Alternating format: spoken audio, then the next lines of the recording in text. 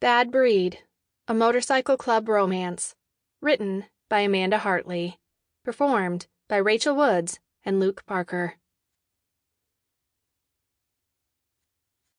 Prologue. Flynn. There's a lot of rumors around what it is to be a member of a motorcycle gang, and most of it is complete bullshit. Fake news spouted at dinner parties by self-righteous know-it-alls from the suburbs who have no clue about our culture or the way we choose to live our lives. We don't even use the term gang anyway.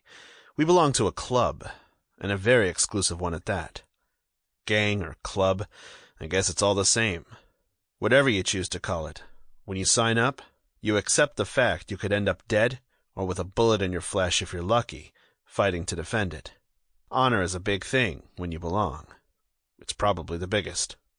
I never made a conscious decision to join. Sometimes shit just happens, and it sure as hell happened to me. It seemed a natural transition from my life on the street after I ran away from the evil woman who ran the foster home, and in a strange way, it gave me direction and a reason to live again. What do you think you're doing, kid? It all began with that one question on the day I pickpocketed the wrong guy on an L.A. street, Jacob Atwood.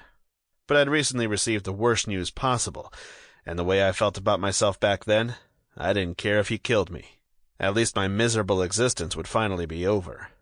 A broken home, beatings from an alcoholic father, drugs and street crime were all I'd known for the longest time before I was taken into care. Looking back now, I was on a self-destructive streak, and even since then I've never really learned how not to be. But Jake didn't kill me that day. In fact, whether he knew it or not at the time, he saved me. He gave me a new life, one I didn't exactly choose, but I have no regrets. We are the Bad Breed MC, and no name was ever more appropriate. There's not one of us who isn't bad to the bone. Chapter 1. Flynn. Jake rides in front of us now. We'd follow him right into the flames of hell, and sometimes it feels like that. This was one of those times as we ride toward the City of Angels. I still struggle to understand how everything went so wrong back there in what was our town, Hardale.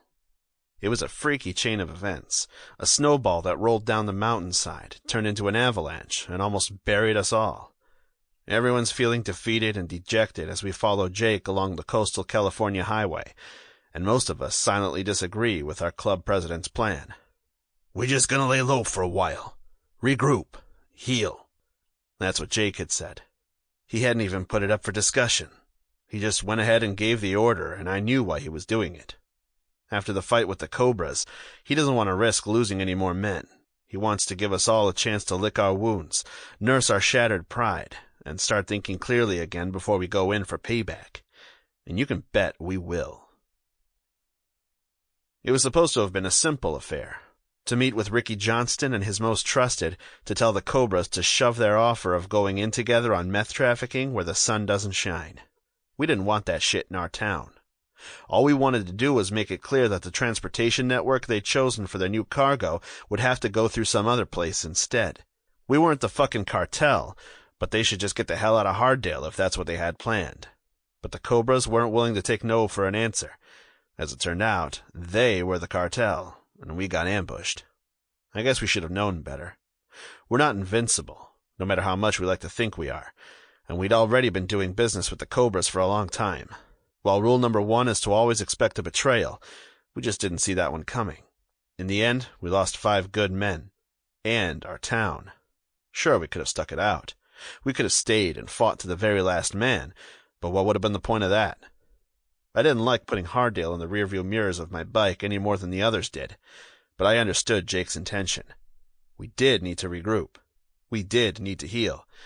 And then we'd get our town back. The one thing I really don't like about Jake's plan is his choice of Los Angeles as our temporary base. He said it's the best place since we'd blend in much easier than if we went to another town. Los Angeles is a violent city. I know that only too well from my childhood, and we'd just be another bunch of hot needles in a burning haystack.